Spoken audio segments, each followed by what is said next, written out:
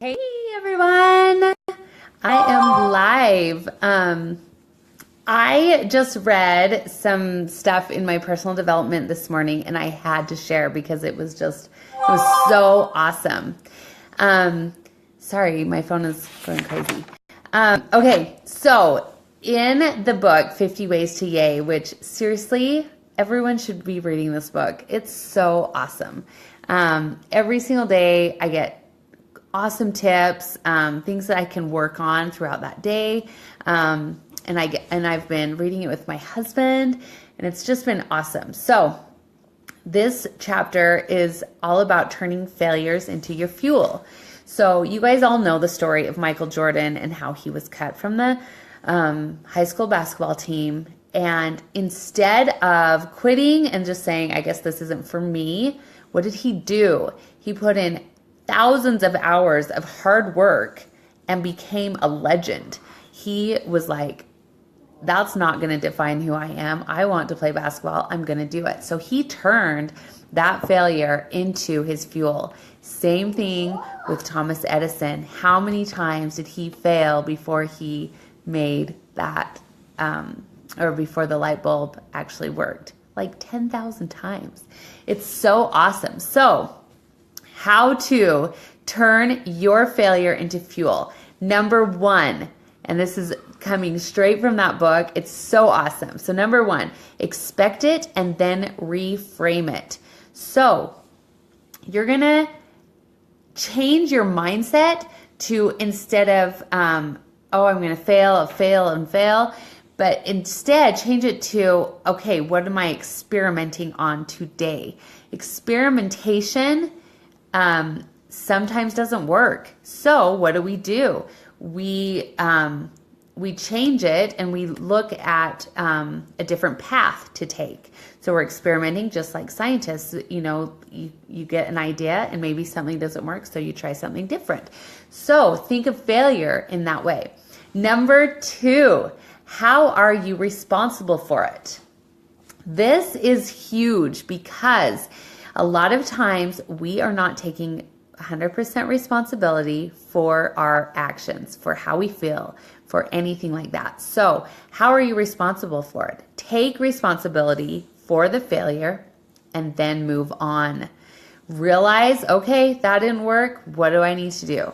Like, just get over it and move on. Number three, find the lesson.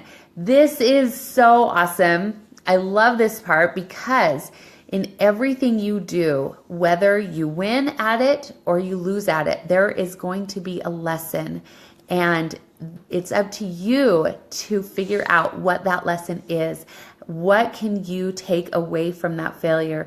Or what can you do and learn from what happened? And that can be in anything in life. It doesn't have to be just about business.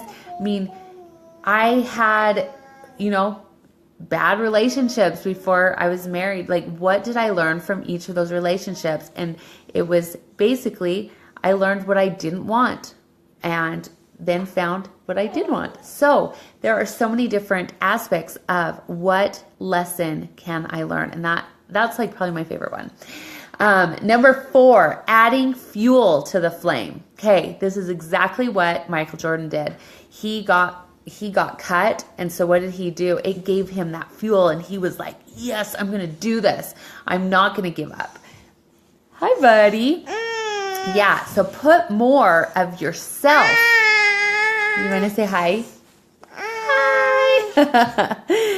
Put more of yourself into what you are doing.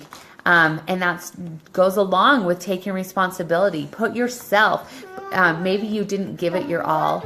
Maybe you tried something and you need to reframe it.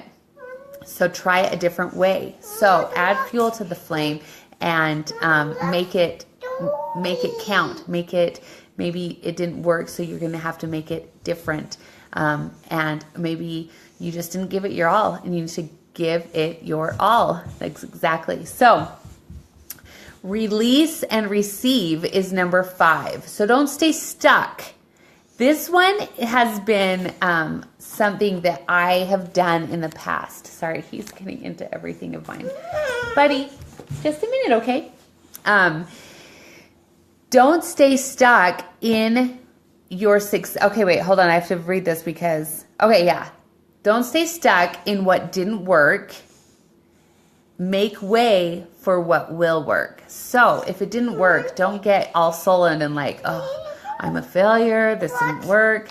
Don't get stuck in that negative zone. Pull out of it and just make way for a new idea, for something that will work. Open your mind, open the door to possibilities. Okay, number 6 is get honest feedback and then apply it. Okay, this can be somewhat hard for people because they don't want to hear how they failed, or if they did something, they don't usually feel comfortable asking other people, okay, what did I not do right? What can I work on? Because when that starts coming in, they might get defensive. And but you got to just put your feelings aside. And if you want to learn and grow from something, you need to get other people's opinions. Talk to your spouse, talk to your best friend, talk to your mom, talk to somebody that you really trust, and you can say, listen, I need your honest opinion. What didn't work with what I just did? Because it'll open your mind to things that you probably won't be able to see without someone else's help. I love it. So once that light has been, is shining on what you can do differently, apply it, do it, take action. Okay, and the last one, number 7, better your best. This one I really like too. Being too comfortable with your last success. So maybe you had a success and you're just like, yes, I'm awesome. Now I can just hang out and do this for a while. No, you need to always strive to do better, to do more, to learn and grow every single day. So if you had a success, now you're like, okay, I got this. Now what can I do to make it even better, even bigger? So if you are staying in that benchmark where you're like, yes, I was successful, and you stay there, that is going to be your ultimate failure because you're not pushing yourself. Can you be quiet?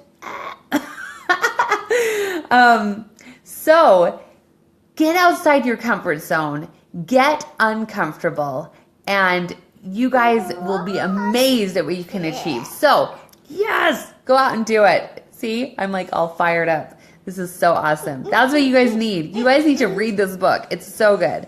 Comment below if you have any ideas or things that you've been working on. I'd be happy to help you. You know, constructive criticism is awesome. If you guys have tips for me, I want to hear it because I want to do better. So talk to you guys later. Have a great day.